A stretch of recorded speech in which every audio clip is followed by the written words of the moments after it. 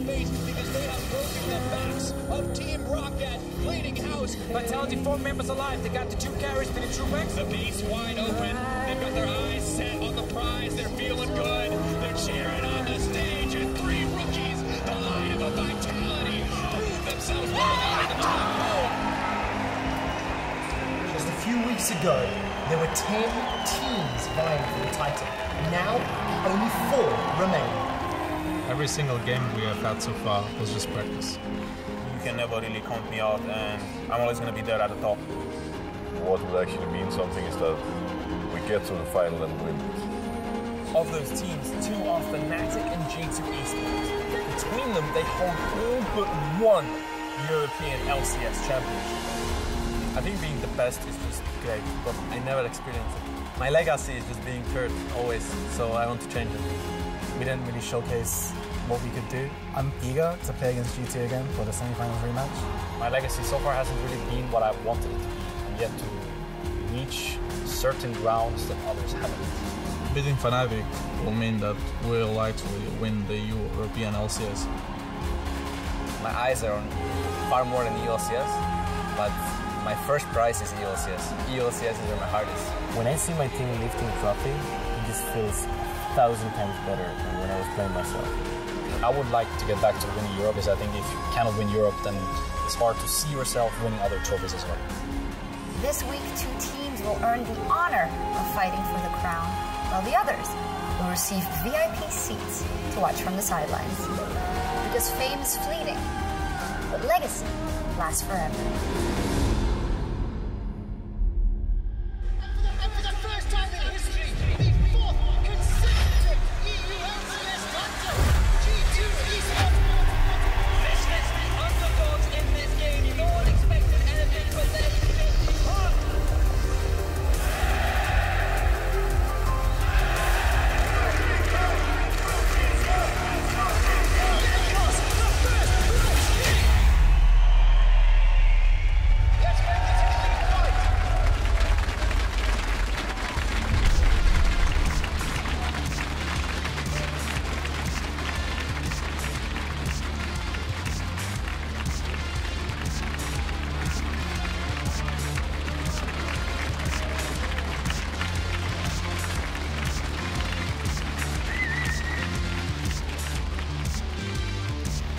And welcome to Berlin, Germany, where tonight we will kick off the semi-finals. Just 4 teams remain on the road to Copenhagen, and a win today will put either G2 Esports or Splyce in the spring finals. And we are here to introduce and cover it all for the day. My name is Sjokz supporter, and I'm joined here by Martin Deficio Lunne and Trevor Quickshot Henry. First up, and I think I speak for absolutely everyone, where the hell is that dog costume and why are you not wearing it? Not allowed to wear it on air. It is on Twitter, Instagram, Facebook. Go find it, like it, share it, all that kind of stuff. We will. We're going to be a bit more serious because there are very serious stakes today, a spot in the final. And let's take a look at how the teams got here. Last week, we saw Splyce take down Rocket and Vitality. They picked up a win over H2K. It took long. It was 5 games, but in the end, through the reseeding, these are the matchups we ended up with. And I personally think we're quite blessed with the matchup specifically. I mean, these are the 4 teams fighting for first place during the regular season. Vitality started 7-1. Of course, they lost a few games, but they bounced back towards the end. Splyce searching, of course, to try and reach the top spot. In the end, I think we got the 4 best teams fighting each other, and I don't think we can ask for anything more. No, we could ask for a bit more games last week. Only 8. Okay, fine. Come on, Rocket. Yeah, only 8, but still a lot of action. So, Quickshot, run us through what happened exactly last week. Well, I mean, it's because of Rocket that we only had so few games, and that's, of course, because Splyce, they just showed up. I think if you look back to last week's performance, Splyce, they took down Rocket as expected. However, I was impressed with just how well Nisqy played. He stepped up. The clip you're looking at right now, his Kassadin went unkilled. It was another one of those EU mids man moments. Splyce, look, they 3-0'd. I thought they could have had a stronger early game based on how well they've been playing leading up to the quarterfinals, but it was a confident, strong win, and we'll see how they're going to do today on stage. We're going to look at our second quarterfinal, a lot messier, a lot more exciting. It went the full 5 games. We got to hear Silver Scrapes. And, of course, the rookie of the split, Xerxe. He stepped up once again. This is, of course, just one of the clips where Xerxe and the rest of Vitality responded well to what H2K were doing. The Talia was very impressive. And I think what really stood out for me for this rookie squad, this young set of rookies that really showed up, they didn't crack under the pressure. It went to the game 5. It went to the deciding moment. And as you see Xerxe cleaning up, this is exactly how the squad advanced to semis. And it's always important to remember with Vitality, they've played a lot of best of 5s down in the Challenger Series with Giants, in the Spanish LVP as well. So they've been under pressure. They've been in promo tournaments where they got to game 5. They're not going to crack here on the stage. No, but Gilius did say in the post-game lobby, I wish we were just a bit more thorough in our win, because this doesn't instill us with that much confidence per se, and they're going up versus Fnatic tomorrow in their semi-final. So I want to take a minute to look forward to tomorrow. A best of 5 between Fnatic and Vitality, the rookies versus the guys that are so hungry for that cup. And the matchups across the board are exciting. We're going to get a lot of early game action. Because Vitality tends to win most early games. Fnatic can go toe-to-toe with them. And then also, I just want to see late game team fights with the man over there somewhere. That's so is Reckless. this it, Trevor? Is it really just Reckless versus Xerxe? No, you have to remember Soaz isn't there. I mean, one of the big things for Vitality is that Soaz, all of that experience, all that creativity in the top lane, maybe Fnatic won't feed from the top lane as much anymore, but you cannot deny the fact that's a big hit. When he's down. Yeah, Bwipo played, okay? He has some stage experience, but this is now semi-final. The weight of Fnatic, the weight of Reckless and expectations is there. I still think Fnatic are the favorites, but it's not as clear-cut anymore because of that substitution. It sounds like a clear 5-game semifinal. I hope That's tomorrow, absolutely huge. And today, just as huge, G2 Esports up versus Splyce. On one side, we have the 4-time reigning EU LCS champions. And on the other side, we have a Splyce that has looked very convincing in the second half of the split. They crushed Roccat 3-0. And as an accolade, their coach, Peter Dunn, was just crowned coach of the split. So the signs are in their favor. There are. And of course, as far as Splyce are concerned, it's been an upward trajectory from week 1. They've consistently improved. They've consistently got better. That's what makes me very excited about the matchup. But you can't remember the blip. They did lose that tiebreaker to G2, which is why Splyce had to play the quarterfinal. Best of 1, a single game. That's it. That's it. I think the fact that Peter Dunn gets coach of the split here is super, super well deserved based on how this team has been improving. We also have to remember there's a bunch of guys with him helping the rest of the team here prepare. They have multiple coaches lined up, always sitting backstage, always yelling very loud when they're winning. So you can always hear when Splyce is doing well. The Splyce machine to help out in the semifinal versus G2. And we have to take a look at on G2 and on Splyce. There's a lot of experience on both those rosters, and we're going to take a look at exactly how much experience and how much legacy in this beautiful, beautiful graphic, because that for me is really, that really is, you always have to call it out. Just let it happen.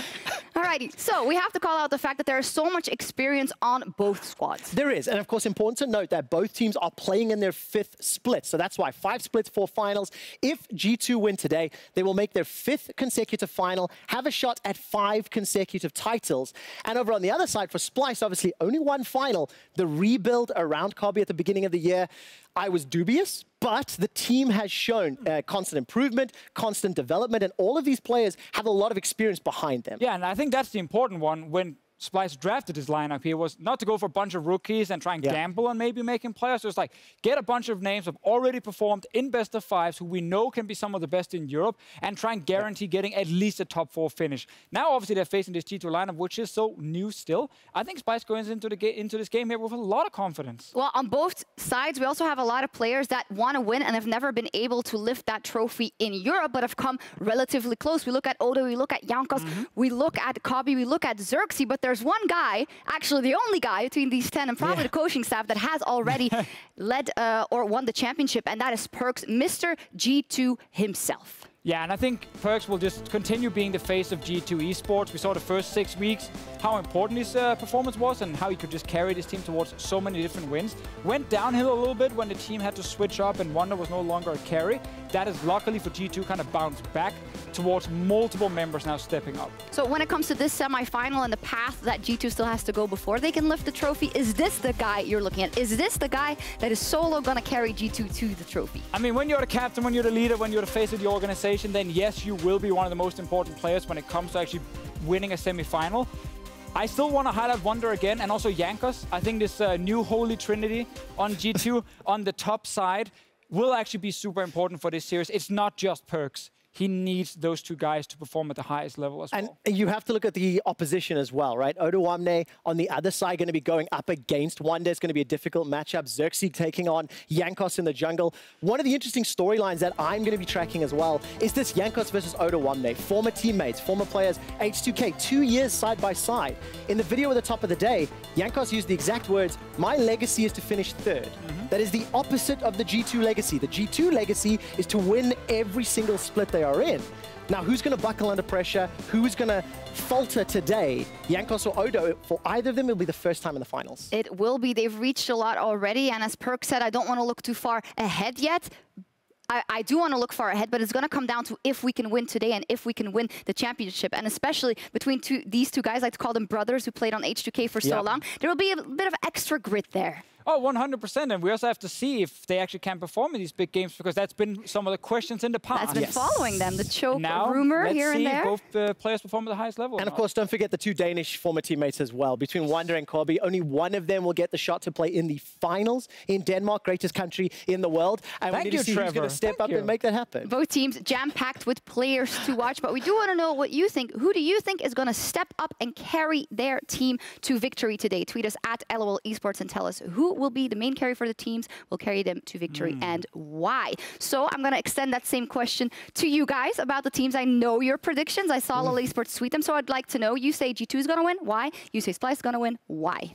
I think G2 is going to win. I think Wunder is going to be MVP of the series, because I think that top side for G2 with Wunder, Jankos, and PerkZ will be better than what Splyce can bring. That gives an early advantage over to G2 Esports that they can take and use to then actually get ahead. And we have seen them in the past actually be able to play well also in team fights. And I think Hjärnan is doing better than people give him credit for. So well-rounded, win early game, and we'll do fine in team fights. I just hate the fact that I have to go and predict against the superior analyst right now. I'm tied with Amazing at the moment. I'm going to try, and I think Splyce are going to do it. I believe in the coaching staff. I believe in the preparation that Splyce have shown over the back end of the split. I'm going to ignore the tiebreaker game because nobody knew it was going to happen until the moment that it did. Okay, good point. And I think with a full week to prep, I think with a quarterfinal series under their belt, Splyce are going to be warmed up, are going to be ready, and that's how they're going to take down G2. You're calling it for Splyce. We already saw two Titans fall over in the NALCS, TSM, and C9. I feel like you kind of love the drama as well. I am indeed. I love the drama. It gives me something more to yell about, and that's why I'm setting it. Well, you also got a dramatic talk with Jankos. I don't know how dramatic it's going to be. We'll see. You talked to him right before the game, so let's take a look at what he had to say.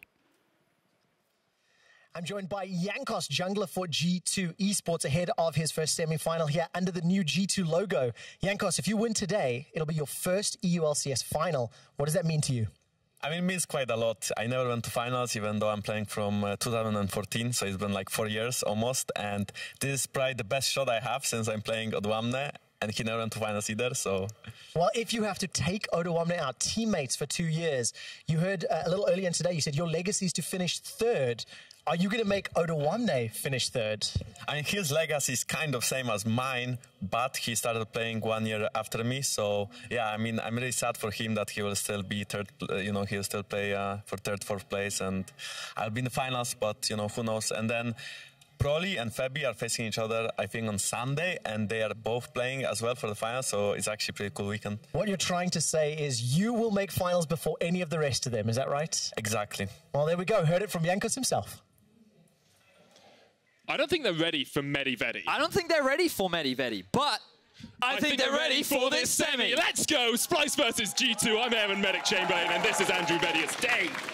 And this is the first semi-final of the EU LCS Spring Split. On the blue side today, it's number 3 seed, Splyce. Ooh, Splyce. Excited to see what they can bring out today. The staple bot lane, the roaring Romanian duo, Nisqy in the middle lane, who had a fantastic performance in his quarterfinal. These guys are looking to bring up the challenge. Well, on the other side, they have to face off against G2 Esports, the defending champions, PerkZ at the helm, a player that has...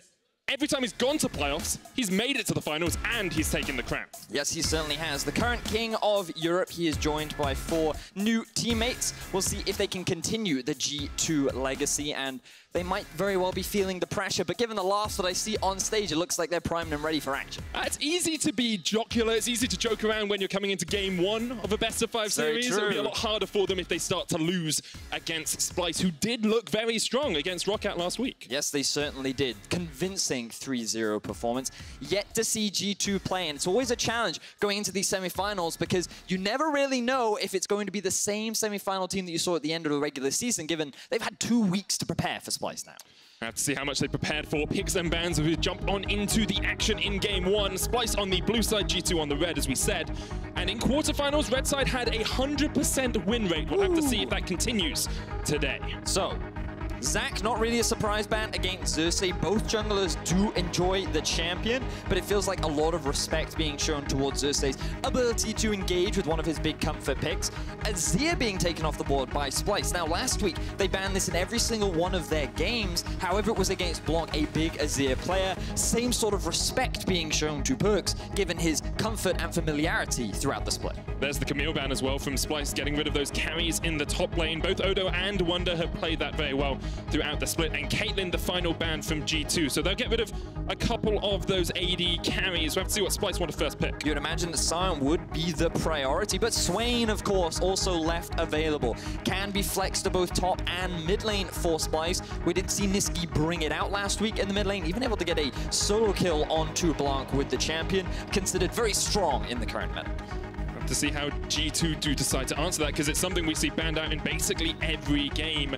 They did leave it open deliberately, and now we'll have to work out exactly where their draft goes from here. It's going to be Tahm Kench first, and then maybe an AD carry for them here as well. I would imagine G2 actually going for, I was going to say jungle initially, perhaps just get the early Sejuani in for Jankos, especially with Kha'Zix taken off the board, but it feels like they want to make sure that PerkZ is on a strong middle lane. Perhaps they're going to save their AD carry pick till later on, but they have to be careful given the current limited pool with both Xayah and Caitlyn already taken off the board. It makes sense to get your superstar mid laner on something he's comfortable on. Played that Ryze 4 times this split, is 2-2 on it, only a 50% win rate. Splyce will look for a way to answer, and we've seen this Trundle jungle rising up in priority across the last few drafts, Vedius. It looks like they're also expecting G2 to go for something like an Olaf or the Sejuani. Remember that depending on how G2 want to look to play, they can try and force a lot of early to mid-game decisions with things like the Olaf and the Skarner as well. Both available, and Splyce going to round things out and secure where that Swain is going to go. So we know the Swain's going to go mid, we know the Sion's going to go top, and we assume the Trundle's going to go in the jungle as well. Top side of the map secured for Splyce. G2 will look to answer here. Jungler possibly for them? I kind of feel like that you have to go for your AD carry right now. Get Hjärnan on the Varus, something he's had a lot of proficiency and comfort on. You can then look to target ban away more. AD carries if you want, but they're just going to secure Wunder a strong top lane pick. They know it's into the Sion. Typically Gangplank, he does have a rough laning phase. He's going to get pushed in heavily by the Sion early on, but he will have the scaling advantage again.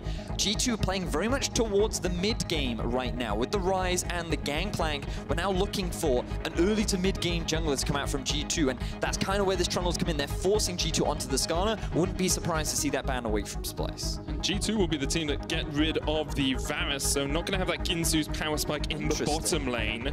A lot of AD carries removed from the board as well, so Splyce probably looking towards the jungle bans here. They've still got their bot lane to pick. G2, jungler, and the AD carry. There's a Nidalee ban from Splyce. Not something we've seen too commonly, but has been creeping into solo queue in the last few weeks. Yeah, it looks like Xerxe saying one of the big things I hate to play against is the Nidalee. Do not want to run the risk. If I'm playing Trundle, I want to play against something like the Olaf or some other tank jungler. So let's just take it off the board. We know that Jankos is more than happy to play an early aggressive jungler. It's a bit slower in the second ban phase as the teams try and work out exactly where they want to put the priority here. It's the Varus Braum taken away by G2, trying to pinch the pool for kaSing, who's been no much more for his ranged supports in that bottom lane. Things like the Janna, things like the Morgana have been pretty good for him. Looking at a couple of the other options available, Splyce I just expect another jungle ban, but it looks like they are actually going to target towards the Kog'Maw. That was something I was going to bring up as a potential option for G2, but now you look at the next AD carry. Jhin and Ezreal rise in priority for both these individuals, and with so many AD carries taken off the board, G2 want to quickly grab themselves the Jhin. Will be the first Jhin of the split for Hjärnan. It's important to remember we are on patch 8.5, so the Ginsu's Jhin 2000 AD power spike will not be hit in this game, unfortunately. But Jhin's still very strong, especially with the current AD pool that is left available. What will Splyce choose to go for? Wow, instant lock-in of the Sivir, going back to early on in the split, and also a big team fight pick for Splyce. Looks like they've made their intentions very clear this game. Going for the Janna for the disengage in that bottom lane as well. Don't expect to see too much action down there. And it hampers Jankos as well. We said he wanted an early aggressive jungler. Well, he's gone for the Olaf, but bot lane is going to be very hard to gank. So, here we go, G2, they are definitely all about the early to mid game with the kind of playstyle that they want. You have Olaf, who's great at setting up early ganks. He has a couple options in both mid and potentially bot. Top could be a possibility, but Sion can be rather difficult to gank, especially in terms of that 2 versus 2 early on. So I imagine his focus will be around the mid and the bottom side of the map, but it's very important for G2 to get this early lead. For Splyce, it's all about stalling, farming, scaling, and 2 items, that Swain becomes a monster. But the later this game goes on, 3-item Sivir is a team fight terror. Swain is going to be a huge team fight terror. Trundle is going to make that front line of G2, which is already weak, even weaker, and just a quick opportunity for them to shred through it. And overall, Splyce look like that they're going for fight. They're sticking to their style. Has been their style just to wait for those team fights to try and play around them. They are one of the best team fighting teams in EU, but going up against a very strong early game G2. I have to see which team is able to enact their strategy better. Lots of eyes on these junglers early on, especially Jankos. Yeah, for sure. I'm really excited to see what they can do. Battle of the brothers, battle of former teammates. I mean, it's kaSing versus Hjärnan. It was these two that made each other so well known back in the day.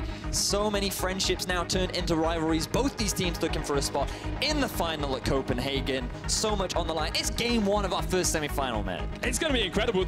As you say, there's so much up in the air in this game. G2 looking to maintain their dynasty. Splyce looking to establish one of their own under the tutelage of Peter Dunn.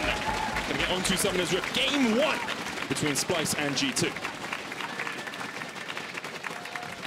So many fans have been waiting for this moment. Can G2 be dethroned?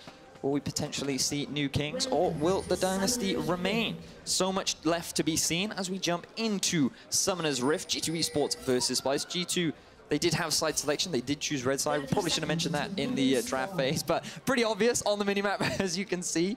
And so we already talked a little bit about the early game for G2. Very much focused around mid to bot. Jankos on this Olaf going to be looking for a lot of early ganks, because the great thing about Olaf, he trades very well in the early game. He has great ability to set up ganks with his constant spam of the axes, but Trundle is considered the newest kind of counter pick into that Olaf. He's one of the few junglers that can outduel him early on, and his ultimate, once he hits the level 6 mark, steals a lot of resistances away from the Olaf. That's what Trundle's always been known for, the kind of tank shredder. And someone like an Olaf who's just running into your face, trying to dive onto the backline, it becomes a lot easier for your AD carry to kill if you just steal away all of those resources. So it becomes a lot harder for Jankos to optimize the strengths of Olaf later on into the game. Have to see if Splyce are able to weather that early game storm coming out from Jankos, though. They did spot him out early on. He's going to start on the Razor Beaks.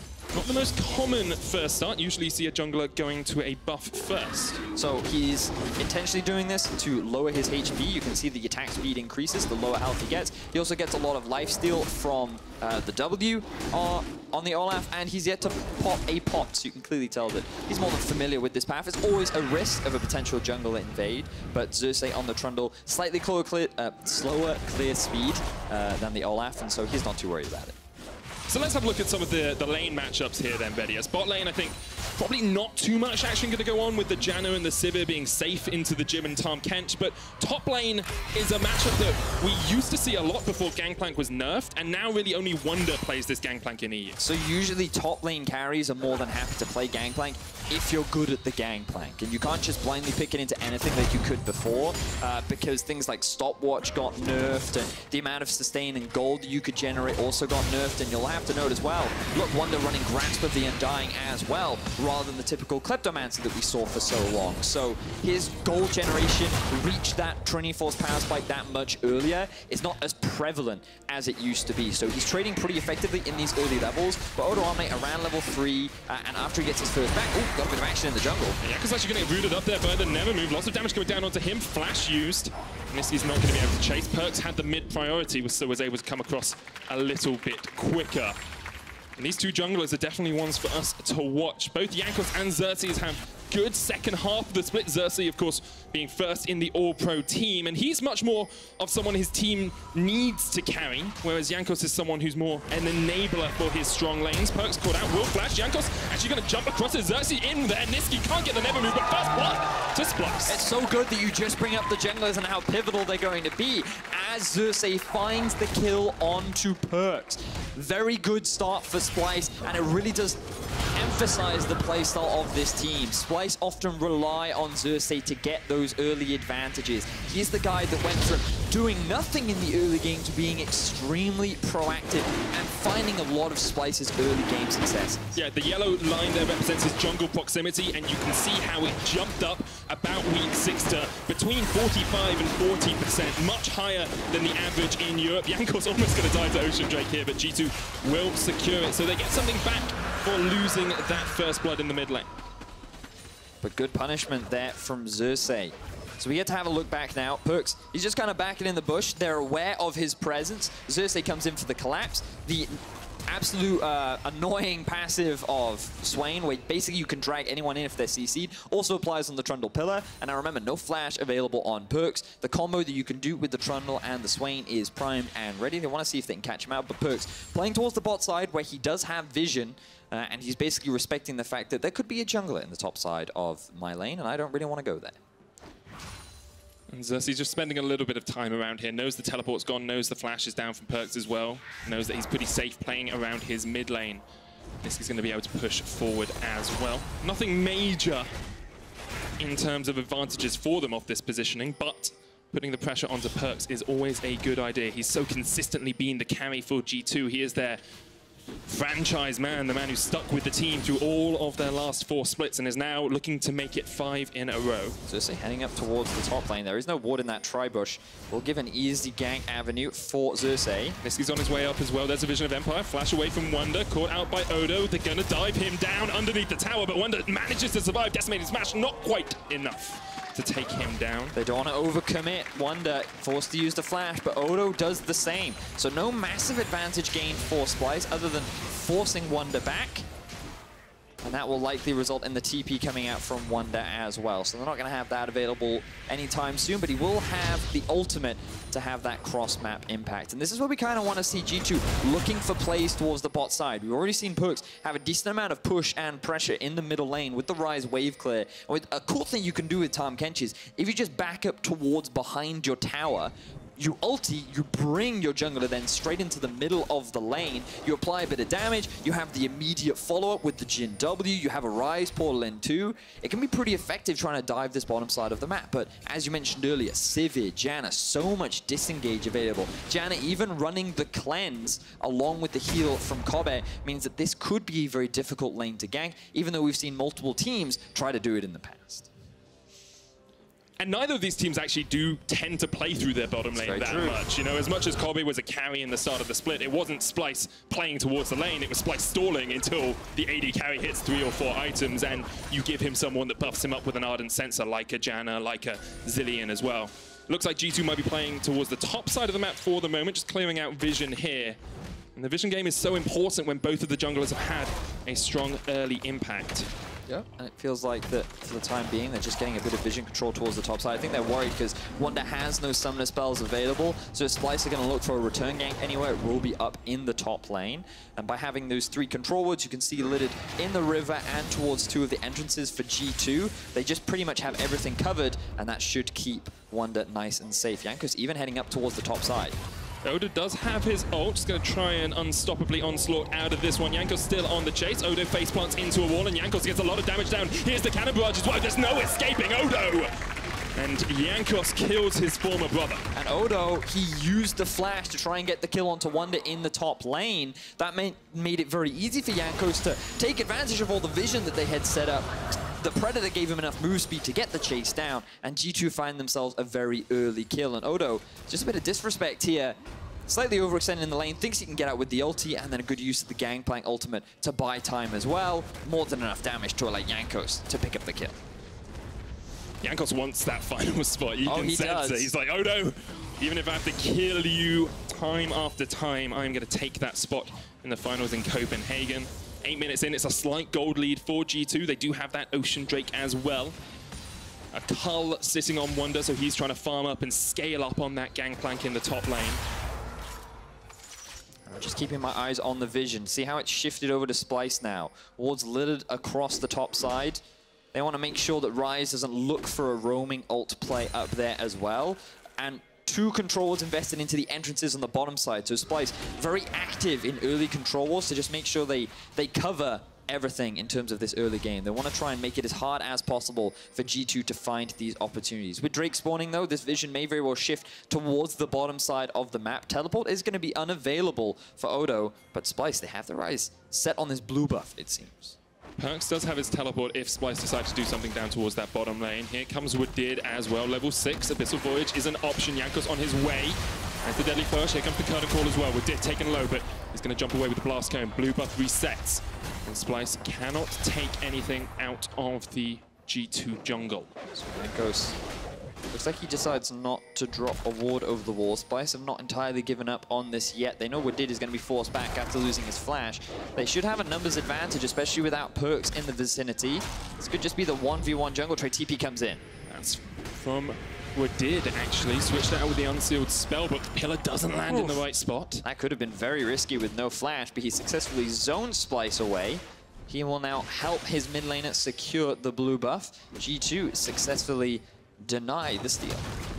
So now that we see blue buff go over towards PerkZ, I want to talk a little bit about the mid lane matchup, because PerkZ has been consistently a stronger carry than Nisqy. Nisqy did have a great performance in the quarterfinals, but Swain into Ryze is not something we see too commonly, especially since Swain is banned in most of our matchups. I mean, unfortunately, there's not a huge amount to say in terms of the early game, because both of them are pretty reliant on items and scaling. Like, you can see both of them have picked up a Catalyst. You've also got the tier on PerkZ. So primarily in the lane, they just focus on wave clear. And then once you hit 2 items is where both these mid laners really turn on. And PerkZ is really good at finding picks and kind of making roam map plays, whereas Nisqy offers a lot more value in team fights. And as the game progresses, PerkZ will kind of lose value because, especially against tanks, his short range makes it very difficult to get onto the carries, whereas Swain kind of doesn't care about anything and just keeps running into you. He can be kited a little bit, which can be rather obnoxious, but his main job is to just get into the thick of things, and when you are paired up with a Sivir, it becomes a lot easier to do that.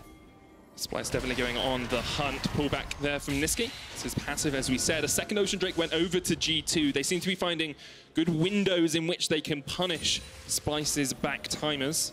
Yeah, everyone from Splyce was back in base. This is also like really efficient dragon control. They got a very early one. We're on track to, I believe, get around 5 Drakes appearing in this game if G2 can continue this kind of control over that objective. But what we hear a lot from top laners is if you get 1 Ocean Drake early, that really helps in terms of your laning phase, because you can constantly look for these trades and recover a lot of the lost damage taken. But getting 2 Ocean Drakes, I can just hear Odo being extremely upset right now that I kind of want to shut down this Gangplank, and he has way more sustain than I can deal with. So Wunder going to be in a very happy spot as he works towards his training force. And the 3rd Drake is an Ocean Drake as well, so G2 can get that. It just helps them extend the laning phase, which seems to be what they are doing for the moment. 12 minutes in, not too much between the 2 teams, but the early game, I think we would both agree, has gone in G2's favor. for the time being, this is really where G2 need to start being proactive. You've got a Gangplank ultimate, you've got Ryze ulti, you've got Tahm Kench ulti, so many tools to move around the map and take advantage of the fact that Splyce can't respond as quickly in this early stage of the game. So they need to try and force things, they need to be the ones to be proactive, and the last time these two teams met up, G2 were just that. They were so quick to make decisions. They forced a 20-minute Baron, which could have been very risky, but they did it with such confidence and as a team that it ended up paying off for them. So we need to see that kind of G2 to find an early advantage, because Splyce, they're just stalling, they're waiting, they're buying their time. This is absolutely fine for them because they know when it gets to the team fight stage, they're going to be the ones who are favored. And Ocean Drakes don't help you too much in that team fight phase as well. Maybe if you can reset, regen, and then go back in for the fight, it can work, but I'm sure you prefer to get double Infernal if you really want to go for those team fights later on. Splyce once again setting down towards this bottom side. Nisqy just roaming around as much as possible. There is a ward that he will be spotted on, but Splyce are going to push for the tower here. They've done a great job of chunking it out. Jankos and Hjärnan trying to defend. Predator was used, and Splyce will realize they cannot force any further for the moment. It's really difficult for Jhin in this 2 versus 2 to really shut down the Sivir, largely because she has the spell shield, which kind of mitigates your grenade, and also it's melee into range support. We know kaSing does prefer that style of play, and it can just constantly harass and be obnoxious against the Tahm Kench, forcing Hjärnan and Wadid under their tower, and that's why their tower is in this kind of situation. This time we put a little bit more focus and emphasis on G2 trying to play towards the bot side. That was one of the things that they have to be careful of, because once Splyce get that tower, they have all the freedom to start roaming around the map and start sieging elsewhere, force the Gangplank into a 2v1 situation, deny him more farm, open up the map more, and basically make things harder for G2 to be proactive in the early game. Jankos trying to sneak behind here. Here's the bot lane play. There's the Abyssal Void, just trying to get behind this bottom lane. Kobbe puts the spell shield down, flashes away from the Deadly Flourish, and now Splyce going to try and turn this one around. Teleport's coming in. The knockback, PerkZ knocked out of his own ultimate. Odoamne joins the fight. Unstoppable one shot was used. They caught onto Wadid, and Wadid is not in a good spot here at all. G2 make the engage, but they're the ones that lose their support. Oh, really good pillar there from Xerxe to interrupt the Ryze ulti and get Jankos caught out of position. Good response there from Splyce. They should secure themselves the first tower of the game and a first one team fight. Great stuff from Splyce. First tower in that bottom lane, 1,000 gold lead as well. Wunder's not going to be able to get the top lane tower, although they do have teleport on PerkZ if they want to use it. G2 trying to answer with pressure in the mid and pressure in the top lane. Teleport is going to come down here, and Hjärnan opens up the curtain call. Hits onto Kobbe. Wadid behind kaSing to cleanse away, but Kobbe is going to walk straight into Jankos, and that Olaf is in a very nice spot. Kobbe is going to fall. Jankos secures the kill, and we see kaSing fall in the bottom lane. Oh, big mistake there from Splyce. They overstay in the double teleport available from G2 from their mid and support. Top lane is still has it, enables them to get the turnaround, get themselves 2 kills, and G2 answer back effectively. So this is where things all start. The big issue here is that Olaf ends up getting spotted by Xerxe because he's clearing out his red buff. Splyce already feels something is amiss. They try to disengage, which means they're immediately able to go for the turnaround. Good pillar there coming out from Xerxe, allows them to catch Wadid out of position as he tries to save his jungler, and while Jankos works away with his life, Wadid is not so lucky. Now, typically here, you should just push the wave out and then go back to base. Splyce decide to stay for an extra wave, and then G2 just split their focus. They say, Wadid, you go for kaSing. We've got the TP coming in from PerkZ who can help you out. And then meanwhile, up towards the blue, Olaf is securing the kill onto Kobbe, allowing them to get themselves 2 kills. It's been very back and forth in the early game. 15 minutes in, really nothing between the two teams. Splyce will be confident, although perhaps not too happy with the last play they made, the overextension of their bot lane. G2, on the other hand, we said they needed to start to make plays. We saw an attempt at a bottom lane play that really didn't pay off for them. Yep. It's very, very true. We did talk about how it can be difficult to gank this bot lane, but also it's just the fact that they did it when so many spells were available from Splyce. Think about if they had done it a little earlier when Odo was forced to use his TP back into the lane and G2 had that teleport advantage. But now it seems that they've swapped things up. They've sent Gangplank down towards the bottom. He's going to be catching those waves. They've got PerkZ with a tower to keep him safe. They've also got Jankos hanging around. PerkZ taking a few more tower shots than he ideally would like. And now both bottom lanes have been moved over to the mid. This is going to be harder for G2 now to play towards that Drake, and PerkZ being forced to ulti out. As the Realm Warp away, we'll get to safety though. Could see that Xerxe on that Trundle was moving up. Has been a Pretty good catalyst, a spark for Splyce here, involved in both of their kills. Hasn't been as active as perhaps he has on the Zac, but now he's going to try and catch out Jankos. Kobbe pops the on the hunt, Wadid eats up his jungler. Here's the curtain call as well as Hjärnan tries to snipe away from the side, but the unstoppable onslaught going to hit onto Jankos, and Odo wants revenge for the kill earlier. Takes down his brother, H2K on H2K action, and now Wadid is not in a good spot at all. Splyce collapse, capitalize, and get 2 kills. Splyce with the 4-man unit find another successful collapse down onto G2. They are punishing the poor teamwork that we're seeing right now from G2 so effectively and continuing to get these kills on the board. They're going to be able to secure themselves their first Drake and gain more vision control over the map. Getting the Ocean Drake away from G2 as well, stopping them getting their third 1,000 gold lead now for Splyce. And the vision control that we keep mentioning is paramount for these two teams, especially when we get to the portion of the game where Baron is there, when you're looking for team fights. The ability to deny your opposition any awareness of where you are absolutely turns the tables in a fight. PerkZ is going to get top tower. It will be the first for G2 in the game, and it will even out that gold lead once again. So G2 still very even alongside Splyce, which is not really where they want to be with this comp. Now Jankos, he goes to clear out the ward. Splyce successfully go for the collapse. At this point, G2 should just disengage, but they see the Gangplank ultimate and they think, oh, we can go for the re-engage. They don't respect the Sion coming down from the top lane to get the collapse onto Jankos and Wadid. It's 4 members of Splyce. They have Swain in the middle lane as well, and it was just split decision-making there from G2. They didn't realize that the Gangplank ulti was simply there to help them get away, or the call may have been to, no, we can fight, and then it ended up just being a poor situation for G2 to find themselves in. During that replay, Withheld was taken by Jankos, so they are looking to break this mid lane tower. No minion wave there with them, but they have 4 players strong. Then Xerxe, Kobbe, and kaSing to defend. Nisqy now joins it up. Withheld just used for the damage. Again, perhaps a little bit of missed timing from G2. Well, I think that they know they can't really get priority on the wave against the Sivir, especially when they're running the Jhin. They'd rather just use it in that kind of a situation to get as much damage down as possible. In the event that should Splyce pick up poor back timing, or maybe if G2 can find a pick, that makes securing that tower a little bit easier. So just do it sooner rather than later. Now for Splyce, everything seems to be going perfectly for them. This mid game is definitely the situation that they want to be. We saw Xerxe finding a lot of great early opportunities. Their bot lane is very nicely farmed. Now they haven't quite hit those item spikes that they want with their composition, but the fact that they're not behind G2 is definitely the kind of environment that they want to find themselves in, given they have drafted more towards mid to late game team fighting and plays around the back. Well, let's look at exactly where we are in terms of those items. Trinity Force finished on Wunder. You've got Abyssal Mask and the Archangel Staff. Xerxe actually completed on PerkZ. Only an Essence Reaver on Hjärnan as well, so he's lagging a little bit behind Kobbe, who has the Essence Reaver and the Zeal already complete. Almost a fully stacked Rod of Ages as well on Nisqy. So that scaling that we wanted to see from Splyce is starting to come into effect. Not quite at those 2 or 3 item spikes yet, but with their current items, they are able to get mid lane tower down.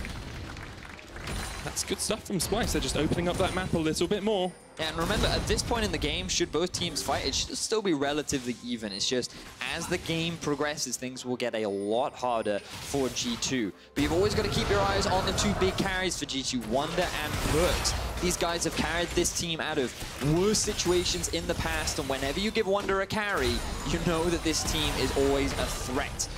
But then for Splyce, their team fighting is the most terrifying about them. As you rightly said at the start, one of the best team fighting teams in the league. Their coordination has been second to none. Ever since the start of the split, really, that's never been this team's weakness. And they've only been able to grow from there. That's why so many people were excited for this series. So many predictions for a full 5-game set. And so far this game, we're delivering very back and forth, very close in terms of the gold. Yet to be determined how the next few segments will play out. There's a lot of options for G2 as well. You've got the Abyssal Voyage, you've got the Realm Warp, you've got a TP on Wunder, a Cannon Barrage to join the fight. There's so many different ways that they can turn a fight in their favor just by using all of these utility ultimates and their ability to move around the map. Splyce, on the other hand, don't really have that to the same degree. They've got the on the hunt, they've got the chase potential, but a lot more of the time they're going to want to be joined up and maybe have Odo splitting, and then he can run in from the side of a fight. Yeah, that would be their ideal scenario, you know, to have Odo ulting in from the flank as you identified, and then just have the Kobbe ultimate to immediately follow up on that kind of an engagement. But basically grouped up is what Splyce want. Yeah. They've got to use these windows pretty effectively, and what you'll see is, now look at the side waves from Splyce. G2 trying to force a play in mid right now. Well, more views, Kasing's pulled up towards the top side. Gangplank comes out as well, but PerkZ eaten up. Could see Xerxe and Kobbe doing a lot of work here. The on the hunt pops as they run towards them as well. Now look at top lane. This allows Nisqy to roam down to mid because he's the one that's created a window that G2 have to go and catch, although all that farm is going to be wasted in the turret. The fact that G2 tried to force this mid play in their window and were unable to find anything means that Splyce do have the tempo advantage. They can gain vision control around the Baron, and now G2 are the ones on the back foot. I doubt Splyce are going to rush it down with their comp. It's not the fastest this early on into the game, but G2, it's good that they're finding these proactive plays. Unfortunately, they're not making them work. Perhaps a little bit of the weight of the situation on their shoulders as well. You have to remember these are the 4-time consecutive champions, G2, looking for their 5th title in a row, looking to tie up Fnatic, and they're looking for the dive on towards PerkZ here. Splyce doing so much work. Nisqy with the demonic ascension is going to absolutely shred through Jankos, but the turnaround from G2 is strong. All 5 players up in this top lane. It's an all-out brawl, and no one is going to die. Jankos and PerkZ retreating. No teleport on either of them, so they can't rejoin this fight. But look at the sustain on Splyce right now. Even though G2 have the double ocean, it is Nisqy's ultimate that is giving him all this lifesteal. Xerxe's ultimate as well, stealing all those stats and health away from Jankos, keeping him available and tanky in the fight. But it's so easy to just push Jankos out, push PerkZ out. They secure themselves the final outer tower, and they maintain control over the river. Splyce working excellently as a team, forcing G2 to constantly group where they are constantly faltering. However, they are still within 400 gold, and they're about to take a mid lane tower as well. The unstoppable onslaught comes out from Odoamne, but it's not enough. Bashes into the face of Wunder. Kobbe now off towards the side as Hjärnan comes in. Nisqy's got the flank up as well. Jankos pushes forward. Wunder caught out between 2 members of Splyce. He is solo, but he manages to flash across the wall up towards the top side of the fight. Xerxe's dead. PerkZ has joined the fight. The Cammy, the king is here, and PerkZ is cleaning up the snipes from long range. G2 turn the fight on its head, and they kill Splyce in the mid lane. G2 find a successful fight. They get themselves 3 for 0, and now Medic, they have their eyes on the Baron. Said they weren't out of it, Vedius. They come right back into it with a great fight in the mid lane. Their team fighting was on point. They're going to get the Baron. They're going to push in. They're going to have a 3,000 gold lead. And G2 are looking strong in game 1. G2 picked a perfect time to go for a fight because so many ultis were unavailable for Splyce. You can see some are still on cooldown. Some are available because Splyce couldn't use them. You've got to be primed and ready if you're Splyce, if you want to go for the full 5v5, because G2, they are still very strong at this point in the game. So keep an eye on the situation right now. Ryze, not yet there. He can't get into the thick of things. But the thing is, the fight is split off. Jankos and Xerxe. Jankos actually winning this because Xerxe doesn't have his ultimate anymore. He's now chasing onto Kobbe, who is doing no damage, which means that Wunder and Hjärnan can just freely hit onto the front line without any risk of falling behind. Fantastic ultimate there from Hjärnan to find the pick as Splyce were trying to retreat. They found the kill onto Xerxe. They found the kill onto Sivir. They secured a final one onto Odoamne, and they turned it into a Baron. And now with this early lead, this was the kind of lead that they needed too. They didn't wait too long. They finally found the fight, and now 25 minutes into the game, G2 have the Baron. And with it, they're going to look to take down as many towers as possible. There's one. We'll have to keep track of exactly how much they get off this Baron. Nisqy's still trying to answer into PerkZ. Has the Liandry's. Looks like PerkZ is going towards Rabadon's death cap next, and Jankos pushes forward here to get vision control. Xerxe and Nisqy, there's the Abyssal Voyage, there's the rotation we talked about from G2. Nisqy underneath the tower, but Xerxe is caught out, somehow survives, eventually goes down to Hjärnan, and now G2 are just running down Nisqy.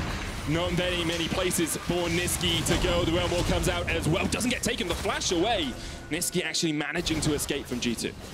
G2, good use of the Tahm Kench ultimate to move from mid on to bot. Punish the fact that there are only 2 members defending. G2, they are not slowing down. They're all aboard the hype train right now, and they're looking to ram it through Splyce's base. They're going to get an inhibitor tower off this, maybe even an inhibitor. They still have 10 seconds before Xerxe is back up. They decide not to push too much further now. They have got enough. They're 7,000 gold ahead, Vedius. 26 minutes into this game. They're keeping an eye on where the minion waves are, and they also have a lot of gold that they need to spend. Splyce will push things out. G2 still have a minute left on the Baron that they want to try and take advantage of. And I think it was the safe, smart call. So here's the collapse. You can see that Splyce should have had vision of this. There are wards littered towards the entrance of the river and the bot side of the jungle, but they were too focused on trying to keep this tower alive. They thought Kobbe and kaSing could rotate down fast enough. Unfortunately for Xerxe, that was not true. And while Nisqy may be no gingerbread man, he still had his flash. He was able to get out of that situation. And then G2, they secured themselves 2 towers. Nisqy's no gingerbread man? Yeah, it's a good reference to run as fast as you can. Can't catch me. Yeah, it was very well. Very well done, Vedius.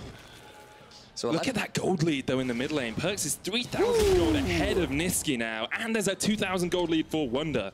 Now, I must admit that Nisqy hasn't played poorly this game. It's not like he's done anything wrong, but we haven't really seen much of his impact this game. You know, you compare that to last week where in the quarterfinals, his impact was really being felt against Rocket. He's kind of struggled to have that same kind of value on the Swain so far in this game. And especially since Splyce first picked the Swain deliberately, PerkZ actually flashes away there from the Never move to keep himself safe. But when you first pick a champion, you really need it to have an impact in the game. Maybe can still scale up, will still scale up if you can get to another item, but G2 do not want the game to continue any longer. They're pushing in with that banner of command minion.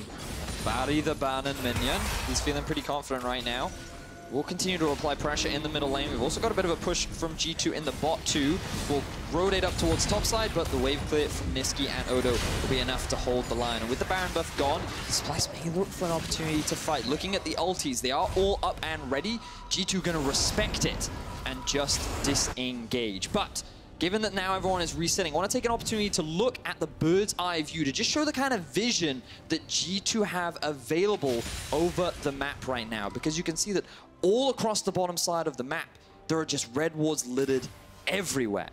They have full control over Splyce's jungle. They have everything set up to perfection, and it becomes very difficult for Splyce to really move around their half of the map. So you can see this is Splyce's vision right now. They're walking into their half of the jungle. They can see what's going on. But if we have a look at G2's vision, you can see that they have so much control over the entirety of the map. They see so much, and it makes things very limited for Splyce to really move and be proactive where they want to be. Having those pushing side lanes as well just gives you that extra vision, which can really help out. And you can see G2 once again pushing into the jungle of Splyce, trying to deny any of that vision away. A 5,500 Baron power play there for G2 as well. This game is very much snowballing away from Splyce. 3 items on the Jhin, 3 items on PerkZ as well, building up toward his 4th. Compare that to the other side, Splyce really haven't completely come online yet, but they do still have the hope in Kobbe for those team fights. You've still got an Ardent Center to buff up that Sivir. You've still got a Swain. You still have the opportunity to make plays. Just whether G2 will give you an avenue into these fights. This is it. G2 have to show a lot of respect to the team fighting power of Splyce's comp. They recognize that it is very easy for Splyce to engage on this G2 composition. And so they're not being too aggressive right now. They're taking the precautionary steps. Take vision control, steal what camps they can, wait for Baron. And that's all they have to do. They've got a minute and a half before the Baron comes up. They can just reset. There's no vision at all for Splyce in that river to the top side. One ward really up towards the top lane, but now Wunder will come across. They'll clear out the Scuttle Crab in a little bit, and they will have total control of the map. And this is much more the G2 that we wanted to see coming into this series, as opposed to the G2 that struggled early on in the split. Well, early into the game, it was a little worrying for G2, but they found a good fight against Splyce.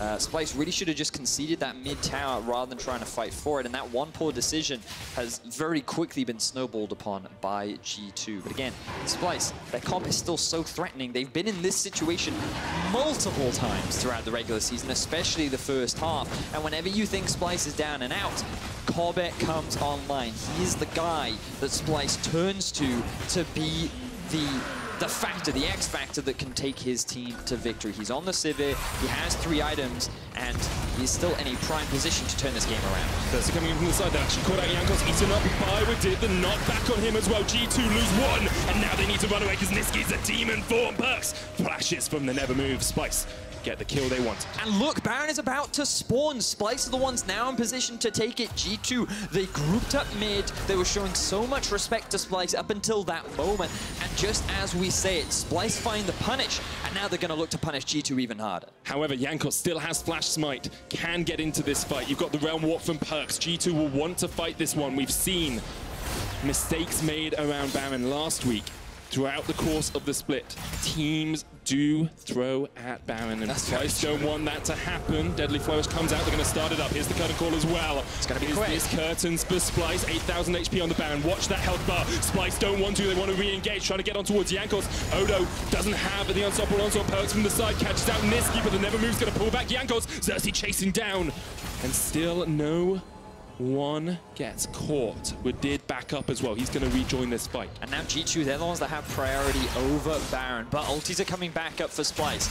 Odo's is just about to be ready. Xerxe is about to be ready. Nisqy, still a little bit more time on it, but at this point in the game, they could look for a fight. Good CC there from G2 to deny the engage from Splyce. But there's a big wave top that Splyce need to answer. Big wave bot as well that G2 will have to answer at some point. Wunder does have the teleport, can go down there. Odo has a teleport of his own. So no Baron, unfortunately, their medic. I thought it was a very dire situation, but Wadid sacrificing his own life was the best case scenario because his impact around that Baron was minimal, and therefore that allowed G2 to set up the successful stall. So nothing major gain. They still hold on to a very big goal lead, but you can see why this game is still so close. Even though G2 are this far ahead, this comp of Splyce is just so terrifying when they're grouped up as 5. Oh, it's so powerful, especially if Kobbe can get a lot of damage down from the side and not get caught out. The Ricochet does absolute work in fights. But on G2's side, you now have to look at Wunder. He's scaling up on this Gangplank. Yep. He is that carry that really solidified G2's spot in the top 2 come the end of the split. And I must say that while Splyce may be one of the best team fighting teams in Europe, G2 is one of the best split pushing teams. They know how to very effectively use Wunder when he's got a lead. PerkZ, well, his Ryze is good, and when he's in a position where he has over 600 ability power and he's level 18 on Ryze, I'm sure he's more than happy to play off in a side lane, create this constant pressure that we're seeing in the top side of the map, and force Splyce to split apart. But now the Baron's alive, they've reclaimed vision control around the river, and Splyce, they're looking for a fight. Wunder caught out, Xerxe there. There is the pillar, but Wadid is able to eat him out. Wunder had to use his flash for that. If Wadid is in a fight, that initial engage from Splyce will not work, because he can always devour the target. You can see PerkZ is positioning off towards the top side of this fight, trying to come down and flank from the top side, but I'll have to see if it does work. Trevor Henry says today, G2 Wunder takes on Kobbe. Former teammates, both Danish, looking to qualify for the EU LCS Finals in Denmark. Is anyone smart enough to tell me who is going to win? Me, says Kobbe. Catch out on towards Jankos. He's going for the finals as well, but at the moment, all he's doing is getting caught out. Odo jumps in. Wunder knocked up, remember, no flash, but Wadid can eat him up. Ryze still down towards that bottom side, and now G2 are looking for the re-engage. The curtain call comes out. Wunder there with the parlay, just getting a bit of extra damage down there, waiting for PerkZ to be able to come back into this fight. But look at the ultis that we use. That's the crucial thing here for Splyce. kaSing will enable his team to reset with the ultimate, but Kobbe's is unavailable. Xerxe is unavailable. Odo unavailable. Whereas G2, they also have nothing available. So they've only got their movement. They do have the realm warp. They do have the Abyssal Voyage. But they're not in a position to fight. I actually felt like the Splyce came off much worse in that situation because they had used a lot, whereas G2 hadn't. But misread it, didn't look fast enough at G2's ultis, who are in a similar position, so they don't want to fight either. Double teleport is still available. All this time trying to catch out Jankos. Nisqy is not in this fight. It's a 4v4 for the time being. Wadid there, front line. Xerxe solo, the catch onto Odo. Knocks down the decimating strikes. The Ash comes out, but Nisqy not there in time. Wadid eventually falls, and now they're chasing onto PerkZ. Odo in the zombie form, doing what he can from beyond the grave. Ends up being a 1-for-1. But this is great for G2, taking out one of the big frontliners for Splyce. This early on in the fight will allow them to regain control over the river, over the Baron. 8k gold lead for these two teams means very little. It just means that it's going to be some very close fights, but it's always that Sivir that is the scariest part. G2, they look so good after they got that Baron. You guys saw the gold graph where that small lead snowballed into an 8k gold lead, but now Splyce have been able to stall things out. This Baron has been the big objective that both of these teams have wanted to play for, yet neither of them have been able to secure it. Now G2, all they were trying to do was get a bit of vision control around the Baron. They were not expecting 4 members to be in the brush, but then they very quickly respond, getting the flash out from Xerxe, and they kill down onto Odo, who had no flash available. Nisqy shows up to the party and is able to get a return kill. But aside from that, still very even between these two teams. But we are getting to that late game where Splyce have been so effective. I mean, I feel like we're pretty much there. 4 items on the Sivir. Yes. 3 items on your Swain as well. But Nisqy really hasn't had the impact in fights that we expect to see from Swain. I remember watching Clutch beat TSM in NA, and Forbidden was the carry in a lot of those fights. He was the one making the big plays. We've yet to see that from Nisqy. Well, there's still an opportunity for him to do so. G2 do not have the same control that they had before. Now Elder Dragon is available as well. This could be big. Engage comes out from Splyce. Jankos caught out, forward backward, has to flash. PerkZ off towards the side, trying to do what he can. Kobbe goes in with the on the hunt, but once again, it's just a disengage from Splyce. But now they're rushing straight towards the Elder, because while they don't get the successful fight, they are able to get a lot of chunk damage down onto G2. The regen coming in from Jankos means that they're now heading towards the Baron, but Splyce see this and they're responding. There was a ward on the Elder, so Kobbe was spotted. He cleared it out. Hjärnan up towards the top of this. That Baron is going low. 8,000 HP on it. Xerxe going in with the pillar. This is on Nisqy to try and get into this fight. There's the Elder, and then the fight will be stronger for Splyce. The Baron goes down. PerkZ rail warps out of the back of the pit. And they get out on the chase. Wadid there. Odo as well. Wadid is going to be sacrificed by his team. Again. They get the Baron, and Wadid is the one to fall. So, objectives traded. G2 take the Baron, Splyce take the Elder. Given their comps, both teams get what they want. The question is who can now better optimize, because there are 5 members of Splyce, and they have their eyes on a mid lane inhibitor. At the moment, Wadid has 60% of his team's deaths. He's been sacrificed a lot of times, and Splyce are going to try and capitalize on the fact that he is not alive at the moment, pushing forward to this inhibitor tower. G2 cannot defend. The inhib tower will fall, as will the inhib afterwards, and Splyce get exactly what they wanted out of that Elder Dragon. They retreat back. They can even go down towards the bottom lane with this huge wave and try and take out that tower as well. I feel like they're going to keep the momentum going. Wave clear not the greatest from G2. They're actually going for an engage. They're pushing them back. They're forcing them away. There's still a wave down towards that bot lane, top lane tower as well. Splyce will get out of the back of the curtain call. Abyss of Voyage available for Wadid if they want to chase. But G2, I do not think they'll go any further. I had the impression that G2 may look to go for a TP play top, try and trade a top lane plus an inhibitor tower, then stop the bases, but they decided not to. Now, this was fantastic from Wunder, zoning away 4 members using his ultimate and the barrels, while Jankos and PerkZ, along with Hjärnan's assistance, just rush the Baron down. Odoamne goes in with the ultimate. While he's not able to land it on anyone, they're able to at least get the chase down onto Wadid. And to be fair, you got to give a lot of credit to Wadid, because he's not dying because he's out of position. He's often giving his life up for the sake of either his team or his teammates, and that really is a good guy support. And a lot of the time he doesn't have his flash because he's flash devoured someone to keep them safe. So it's doing exactly what you should do on Tahm Kench, keeping his team safe, keeping his carries alive. He's protecting the KDAs of his teammates, Medic. It's so important for these G2 players, I'm sure. Full build now completed on PerkZ, as is Hjärnan. Full build on the other side for the 2 carries. Actually, we've seen Nisqy just trailing behind a little bit. He's gone for a control ward in that 5th item slot. Have to see if he is able to get that next big item completed on Peter Dunn drilled that into him. Always have control wards at this point in the game. Having vision and information is so important. A bit of poke coming back and forth. Elder Drake has one off. G2 still have the Baron for another minute, so they're rushing down mid, knowing that there is a big bot wave and towards the bot side, but also because they want to get into the wave with the supers. Top is slowly pushing in favor of Splyce, but Wunder has TP along with the Gangplank ultimate, so G2 not going to be too afraid of it for the time being. PerkZ caught out with it there with the Devour though, and Hjärnan is doing a lot of work on this Jhin as well. Here comes the engage, the unstoppable onslaught trying to catch onto him. Jankos there as well. Demonic Ascension, the damage is huge. G2, Wadid, somehow keeps him alive. He dies in the belly of the beast, and now Wadid's going to get caught out as well. PerkZ tries to run away, but you can't move away from Nisqy. However, Wunder's rejoined the fight. That second carry for G2 is huge. Odo caught out. Nisqy from the side trying to get on towards the Gangplank. Flashes in, the kill, Kobbe, the carries, they come huge for Splyce and PerkZ. Pops the Zhonya's, but there is no escape for him at all. Jankos chased down by kaSing as well. He gets away, but Splyce win the fight and are looking to end the game. Look at the death timers on G2. Oh, kaSing!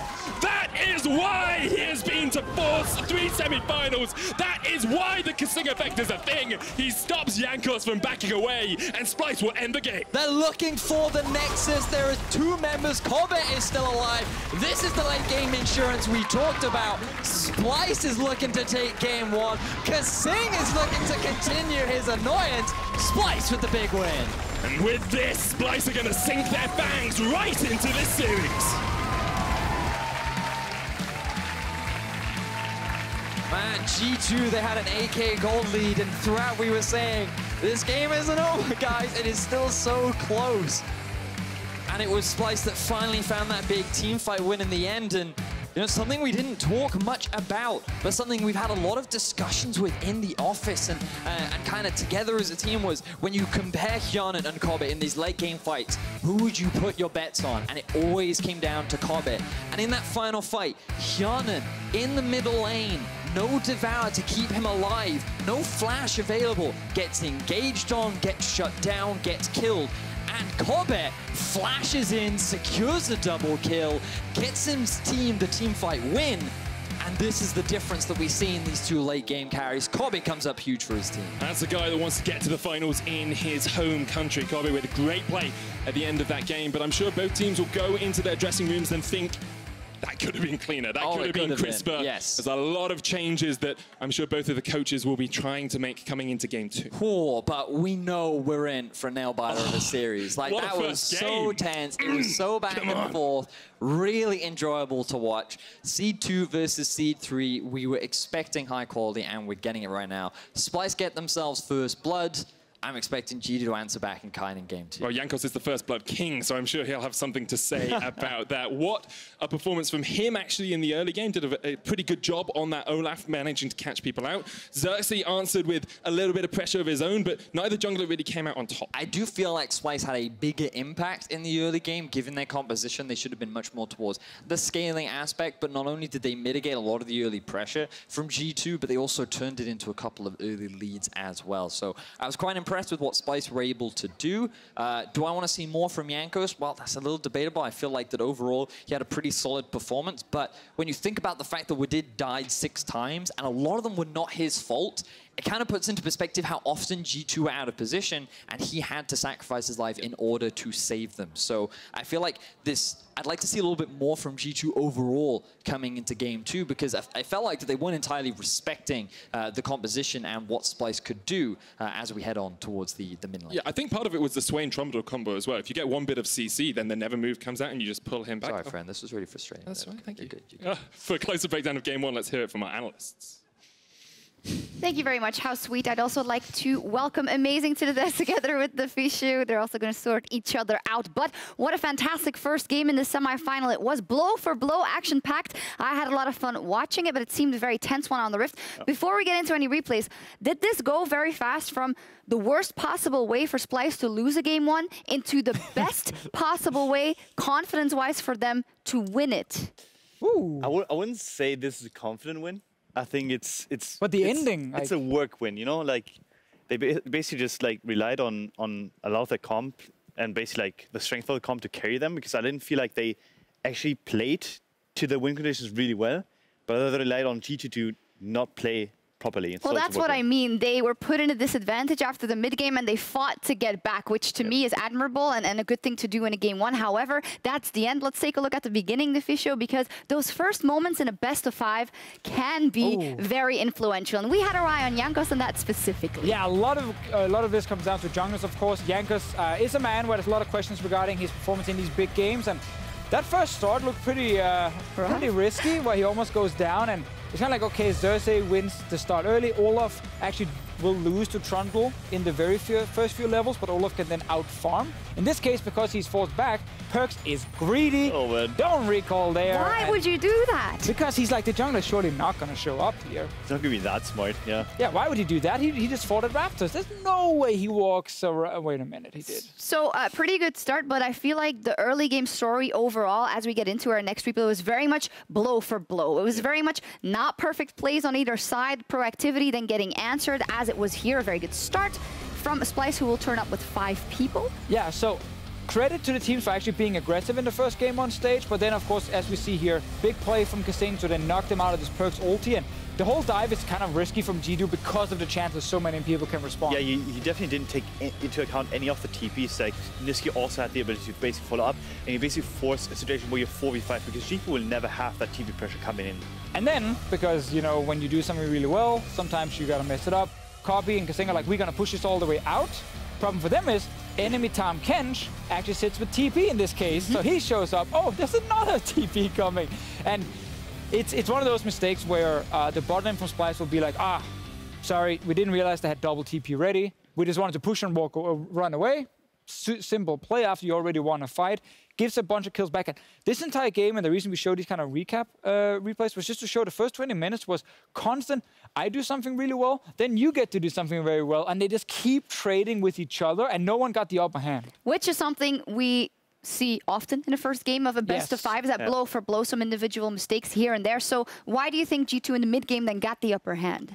Because obviously the comp had a lot of tools to basically project into the 1-3-1 that they kind of executed, where they obviously had the GP damage come in, they had the Jhin ultimates come in, and obviously Ryze at that point can actually destroy front lines. So for them, they hit the spike and they abused it well. Yeah, one thing I really like, and I think it's a little bit underrated, is how good things like Tahm, Kench, and Jhin are at sitting mid lane once the laning phase is over. Because Jhin ult basically covers the entire lane, and he trades really well on one item with other AD carries. So when Sivir walks up to kill the wave, Jhin walks up to kill the Sivir and force her back. And you have to be really careful when you lane against them. And the moment Jhin, Tahm, Kench gets control, they can ulti to the side lane. So it actually allowed G2 a lot of map pressure, where Splyce were kind of waiting for 3 items on Sivir before they were like, okay, now we can group and just team fight. But until that point hit, they could actually fall behind, and that's what happened. Yeah, right before that point, 24 minutes in, as you say, G2 had full control. They had the power spikes that they wanted, and they pull off this play, which eventually results in Baron. And I honestly thought it was pretty much over after this. Yeah, basically at this point you get the national, obviously like the setup itself, like you have Jankos like flashing in onto Kobbe, PerkZ jumping in too, and you can basically like one-shot or at least like control the backline, and that's something that's really important for G2's comp, because as soon as Sivir is able to pull out damage, their comp crumbles, and that's something that didn't allow this team fight. Yeah, and at this point here, Sivir is not very strong. There was no ulti for Nisqy either, which is kind of the key thing for Swain in team fights. So it was a really perfect moment for G2 to fight. They took it, they reacted like, I love Jankos flash there. Like, that's obviously a team who's confident they're going to win this fight. When he flashes over the wall, they get Baron, and as you said, this felt like, okay, now game is all in G2's favor, but ton of wave clear, great scaling, super good 5-on-5 comp from Splyce. Made us say, this is not over. This is not over. We're looking at Jankos here, but to me, when this fight happened, it really came down to, okay, how can G2 close this out? Who are they waiting for or relying on? To me, that was Wunder. And on the other side for me, it was how can Splyce come back with their comp, but also through Kobbe. So for me, it was a toss-up between those two. Did you guys see that the same way? I mean, I did kind of, because obviously Kobbe was going to be carrying those team fights, but I think for G2, it's basically like, they were supposed to execute the 1-3-1 continuously afterwards. I think the GP not being side lane after they get the Nashor, for example, and them continuously walking down mid lane, trying to force mid party for no reason whatsoever, made them cost them basically the Nashor buff, because you have 4 minutes to abuse it, and they didn't use that window at all. So they didn't walk sideways, they didn't force the 1v1, which is something you want, and you don't have the Tahm, you have the Tahm Kench, you have the Ryze, you can always hold in, and they didn't use that at all. It also just showed how difficult that comp would be to play in the late game team fights, because their front line was effectively Jankos, and whenever he got poked down, Wadid had to eat him, and then Splyce would just kill Wadid, like every single time. Like, Trundle pillar is fantastic right there. If someone is trying to save someone in front, you just put the pillar behind. And we got to see G2 win, like almost win a fight, but then also lose a trade 1-for-1, and they never really got further ahead until we then get to that point where you know the enemy team is running Sivir, Sion. That is just run smack into your face in the mid lane. Never, ever overextend as a carry. They're Replay. called out, Hjärnan. Let's cue it. 41 minutes in the final fight. Oh, Look at that Jhin. positioning. Look at the Jhin. So Wadid needs to be with his AD carry, but he eats Ryze, and now Hjärnan and Jankos are like, wait a minute, why are we even here? This is so overextended, and there's no Devour until now. And that's too late. It obviously gives the kill with the Leandry, so... And they were also, like, as a team, completely synergetic at that point. They had Wunder on the bottom lane for once, where they could actually execute what they're supposed to do with their comp, where Wunder destroys Odoamne in 1-3-1, and they were going to rotate towards it. So them getting caught in the midway at that point was extremely crucial, and obviously lost in the game in the end. And we see, for sure, Peter Dunn sitting backstage being like, yep, that's what the draft wanted to do. Just get into the late game, wait for someone to overextend, hammer into him with hard engage. Splyce, in that case, ends up abusing how good the comp is at hard engage and 5-on-5. Kind of got carried by the comp a little bit in terms of what happened. Were they supposed to even find that opening late? That is, for me, completely on G2. Like, after that first Baron, they give it away. Yeah, at that point, no. I mean, Wadid and Hjärnan's job is effectively never be completely split up like this. And it was just kind of weird what G2 tried to do with the poke. And as we said before here, you don't have a front line, really. The moment you are overextended or someone is out of position, you die in like 2 seconds. So we do need to move on pretty quickly. However, Amazing, I just want to know from you for G2 going into Game 2, as we take a look at their picks and bans, is it as simple as they need a better front line? Do we not want to see Wunder on a carry then, which is something that we've praised them for the entire split? I think they have to put Wunder on a carry. I think them relying on Hjärnan to basically fill that role is something they cannot really do. But I want more understanding of what they're supposed to do and how they're supposed to win, because I don't feel like that G2 understood how they were supposed to win and how they were supposed to play the game. So for me, I just want the coaches to sit down with them and tell them, hey, we didn't play our comp right and we have to do it next time. I think the G2 on red side trying to ban out 280 carries plus the Zac, which they have to take away against Xerxe, meant they had to give up Swain, which put them in a pretty tough team fighting spot.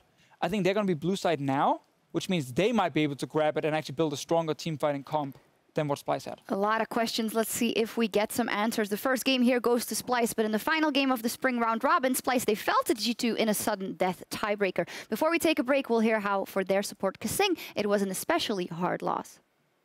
And I felt like we should have won that tiebreaker game for sure.